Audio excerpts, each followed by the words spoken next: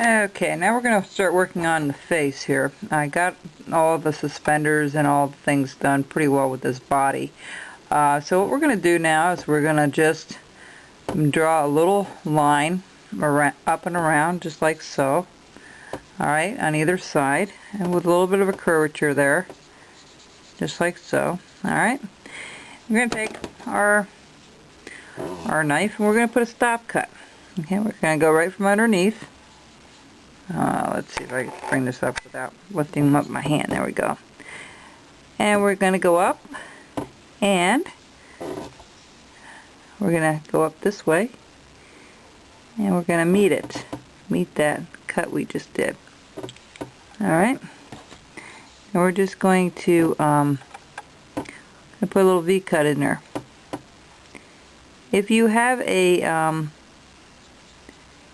have a parting tool, that will work really well too, but I like doing everything with a knife. You know, and I know sometimes I sound repetitive if you've been watching this, but I'm doing it basically for the new people that are just joining us. There's so many new people the last month that have contacted me that they're just starting and so excited about learning how to carve, and I try to keep it simple. I try to keep it that they can understand it. Forgive us, the new people, if we tend to jump around a little bit and a little bit too fast for you. You know, this is almost like second nature to us now to carve. So we're just going to distinguish between the two there, okay? And you're going to do the other side the same way. You're going to put a stop cut in the bottom of the beard up to the hat. One thing I want to explain about the hat, it looks a little thinner on this one. What I did was I took my knife and I trimmed just like so, all the way to the middle. Okay, I need to round this off just a little bit more before I actually paint it, just like so. Clean it up a little bit, but I did make that a little bit thinner from the top down, so this part's going to be a little bit wider, which technically it should be. But you know, when you do caricatures, you can exaggerate anything you want on your carving or not. You know, so you have a lot of leeway. When you do anything that's realistic, oh my goodness, then it becomes very technical. Just like your birds. You know, some people like to exaggerate birds, how the fluffiness of birds and such things as that. And if it's really natural for them to be like that, probably not. But the exaggeration makes it a nicer carving sometimes. So, you know, if carvers exaggerate something, it's their, you know, it's their way of looking at a carving or at an object that they can carve it to what they like. So, you know, you have a lot of leeway in carving. You can do a lot of different things, and there is no right or wrong way of doing things, folks. You do any way you feel comfortable doing. You know, you want to leave the beard like this and you want to just paint it the way it is, that's absolutely fine. You know, and if anybody tells you different, you know, don't listen to them. Don't listen to them. You can carve and do anything you want with your carvings. There is no right or wrong way. So that's to encourage you to have your own style and your own technique in carving. You know, this is just my way of doing things. Doesn't always mean it's the right way. It's just my way of doing things, okay?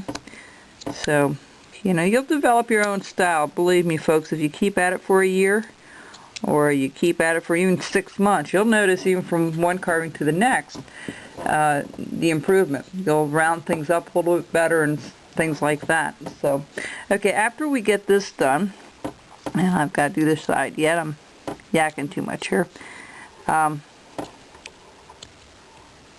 What you want to do is just trim all this out, round it off a little bit, and then we're actually going to put the beard in, okay, the actual lines.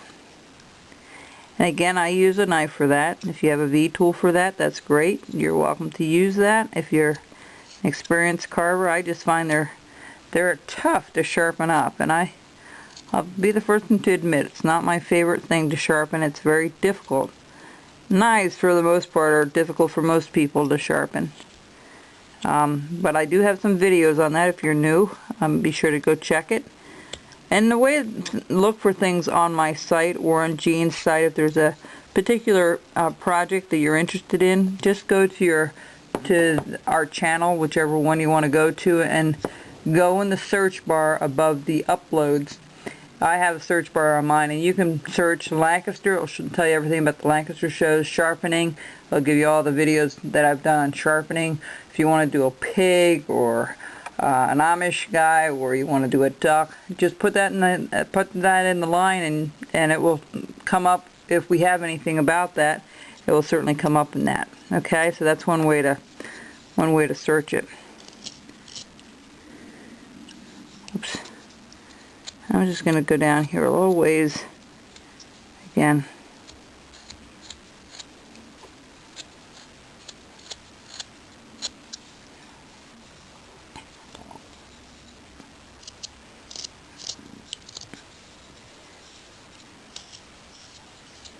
Alright, now to put in the beard. When I put in the beard, folks, what we do, we've got it ready to put the hair and the beard in. All you do is little squiggly lines go crisscrossing over each other, okay? That's all that you do with doing a beard. I'll give you an example. We're going to start over here. Now we'll start over here. I'll take a line. I'm going to hold it at an angle, okay? This is not going to be a 3-cut stop cut where you put the stop cut and then you go from either side. I usually keep it at an angle, and I try to keep that angle no matter if I'm doing it this way or turning it upside down. I try to keep it the same way. Okay, see, there we go. There's our little, and we'll put another one in. Okay, so that's how you get your beard in there. And then I'm going to go offline, and squiggly lines. You know, you do a little squiggly line. You do one side, and then the other. And I just want to tell you something really quickly. When you're putting this beard in, folks, what you want to do is you don't want to wet it with the stuff if it's hard, because when the wood is wet, it will swell and you won't be able to see where those lines are when you put the initial line in. Okay, to give you an example real quick, okay, I can see where that line is. Okay, see it right there? If you use that solution, or you make it wet, you won't be able to see that initial cut. Okay, so when I get done, I'm going to do this whole beard this way, and the hair. Okay, and the hair is more just a straight, squiggly lines like so. Okay, that's all that to that. So we'll be back, and this beard will be finished. Trim this off a little bit, and we'll be almost done with our project before we paint it. Okay, bye-bye.